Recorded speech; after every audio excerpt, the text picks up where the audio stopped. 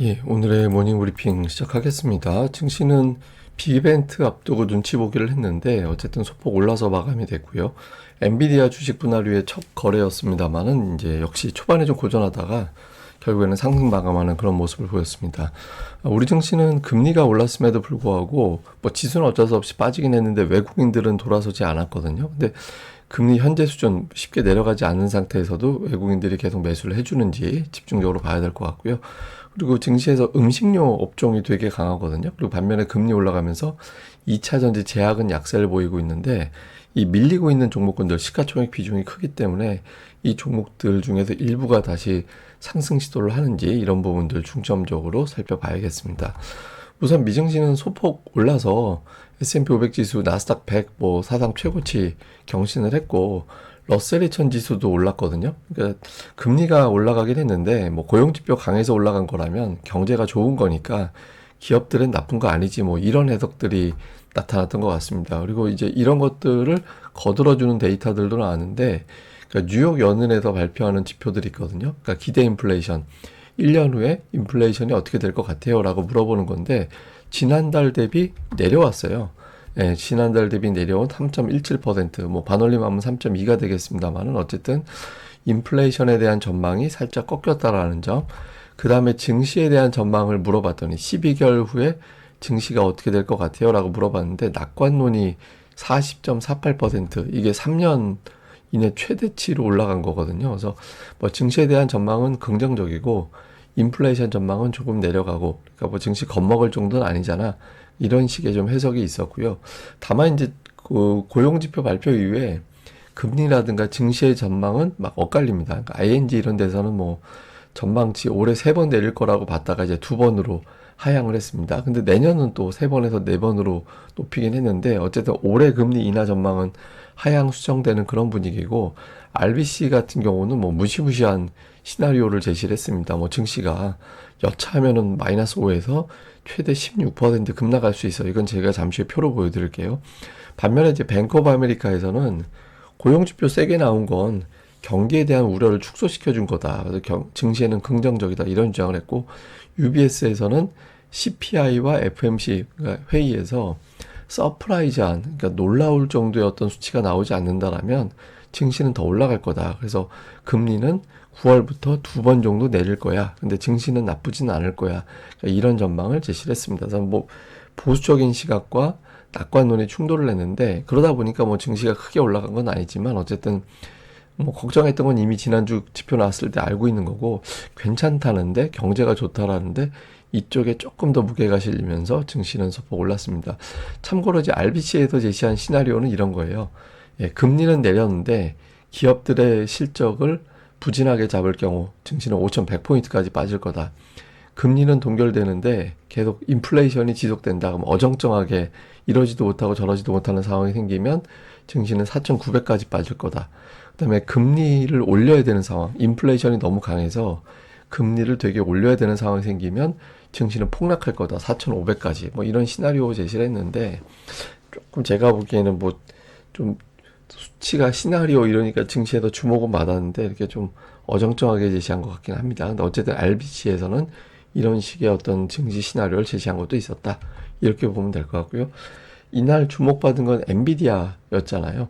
엔비디아 분할 이후에 이제 첫 거래였는데 대체적으로 보면 그 분할 이후에 기업들의 주가는 대체로 지수보다는 강했다. 이런 데이터들이 있다라는 거고, 그리고 특히 이제 대형주들, 그러니까 중소형주 이런 것들은 분할하고 나서 개인 투자자들의 지분 변경이 별로 없었다라는 거예요. 그러니까 뭐 6개월 전, 6개월 후 이렇게 보면 12개월 동안 봤을 때 개인 투자자들의 지분 변화가 별로 없어서 뭐 유동성이 뭐 강하게 유입되거나 그런 징후가 없었는데, 대형주들은 달랐다. 예전에 이제 아마존이나 그 다음에 엔비디아의 추이를 보면 전후했을 때 12개월 동안에 총 한 7% 정도의 개인 투자자들의 지분 참여가 있었다라는 거예요. 그래서 뭐 유동성이 보강이 되니까 주가는 괜찮았지. 뭐 이런 식의 어떤 기대감이 있었다라는 거죠. 대형주들의 국간에서는. 근데 어쨌든 엔비디아 첫 거래일에 주가는 올랐습니다. 그러니까 장중에 좀 내려가서 제법 하락하는 모습도 있었는데 낙폭을 만회하고 오후장 들어서는 아예 플러스로 돌렸고 장 후반부에는 거의 플러스 상태가 유지가 되는 그런 모습을 보였습니다. 근데 뭐 해석은 여러 가지가 있어요. 뭐 분할 이후에 주가가 한번 고비는 올 거다. 그런데 에버코어에서는 그런 고비가 온다라면 기회야. 뭐 이런 주장들도 있었고, 뭐 목표 주가 뭐 140달러, 150달러 이런 어떤 보고서들도 이날 추가로 나오긴 했습니다. 근데 어쨌든 고비 구간이죠. 이번 주는 어떻게 돌아가는지는 계속 봐야 될 것 같고요.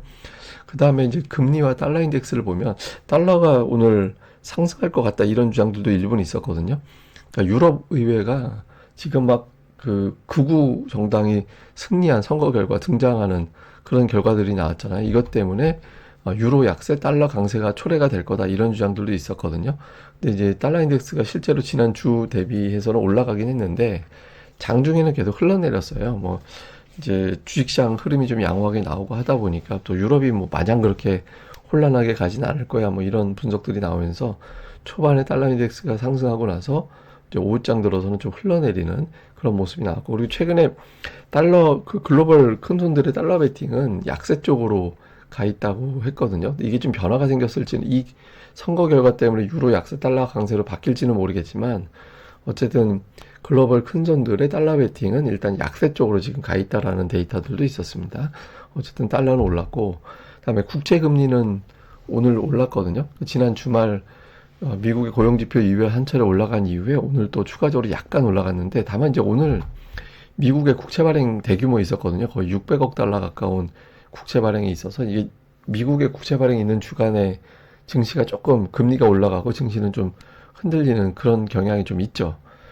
참고로 내일 새벽에는 또 추가로 10년물 국채 발행 일정이 있습니다. 그리고 이제 목요일은 FOMC 있는 날이라 국채 발행이 없습니다만 어쨌든 오늘과 이제 내일 새벽은 금리가 올라가기 쉬운 이벤트들이 있긴 하다. 뭐 실제로 올라갈지 모르겠습니다만 어쨌든 그런 일정이 있다. 그래서 금리는 약간 반응을 했다. 규모에 비해서는 금리 안 올라간 거예요. 한편으로 보면 어쨌든 그런 측면이 있고, 종목은 애플이 오늘 세계 개발자 회의가 개최가 됐는데 기대감이 있음에도 불구하고 주가는 빠졌는데, 근데 이게 개발자 회의 있을 때 첫날 증시는 하락한 날이 더 많았어요. 그러니까 오늘 이번 이전까지 10번 중에서 8번이 첫날 하락했거든요. 첫날 징크스는 좀 약세를 보이는 징크스가 있긴 했다. 이 정도로 보면 될 것 같고, GM은 자동차주 오늘 강세 보였는데 증권사에서 전기차 부분에 대한 성과가 저평가돼 있다. 이런 분석이 나오면서 이제 고점을 돌파하는 그런 강세가 나왔고, 오늘 반도체가 AMD 빼고는 강했어요. AMD는 뭐 주가가 별로 매력이 없다 이런 분석 나와서 빠진 거고, 그 외 반도체는 대체로 강했거든요. 마이크론이 3% 가까이 올라가면서 신고가 경신을 했고, 그 외에 뭐 브로드컴이라든가 램리서치라든가 이런 반도체 관련된 종목군들이 전체적으로 강세를 보이는 이런 모습을 보인 게 특징이었습니다. 자, 우리 증시는 종목들이 좀 차별화가 되고 있죠. 음식료 좀 업종은 되게 강해요.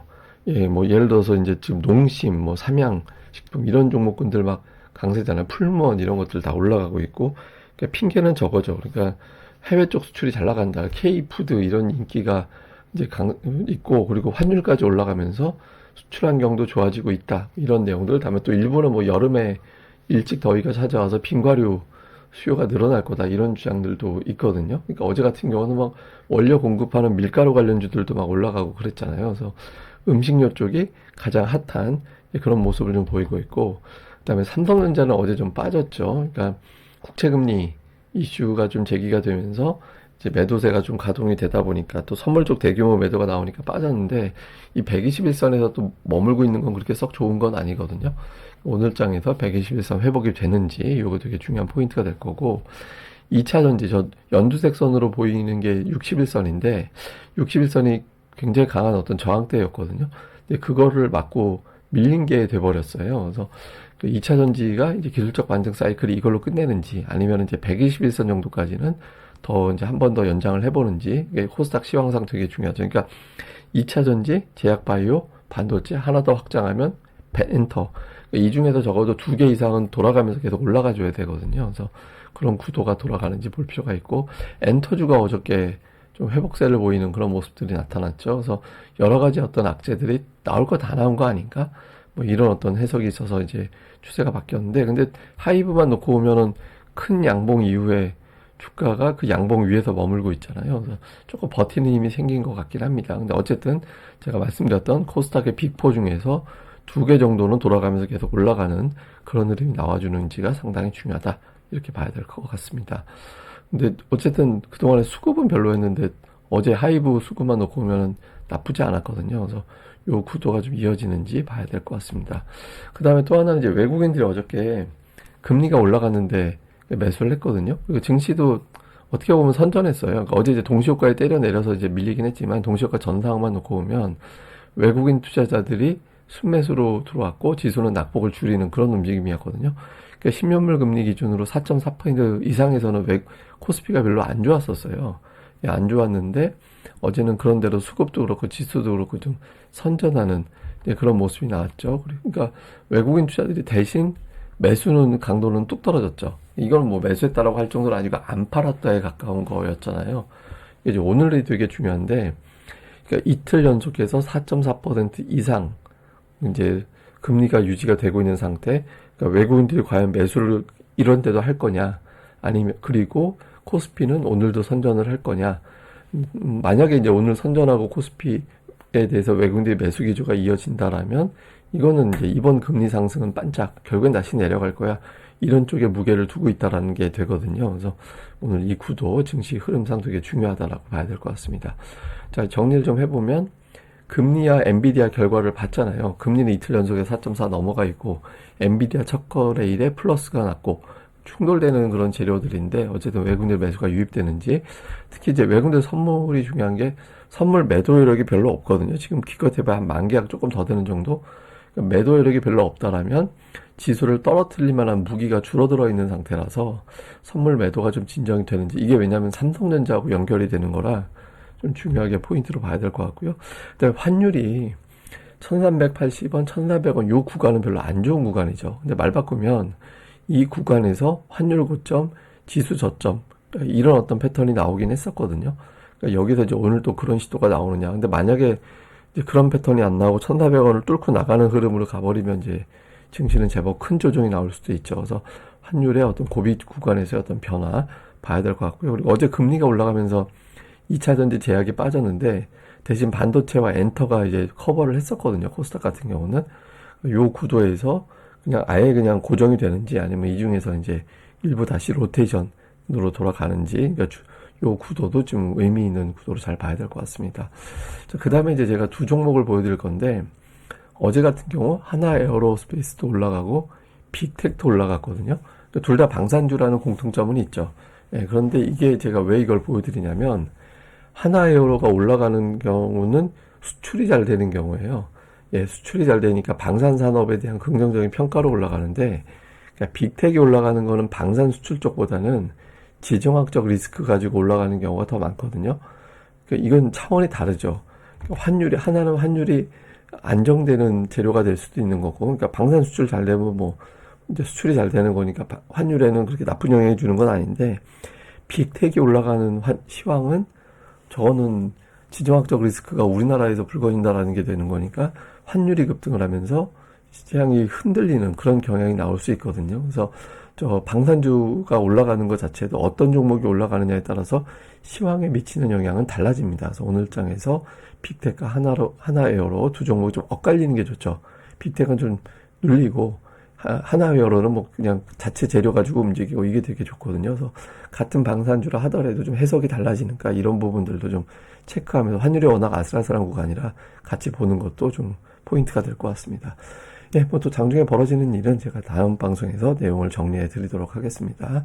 예, 그럼 또 오늘 하루 또 잘 보내시고요. 저는 다음에 뵙겠습니다. 이 방송 구독하기와 좋아요 꼭 좀 부탁드립니다. 감사합니다.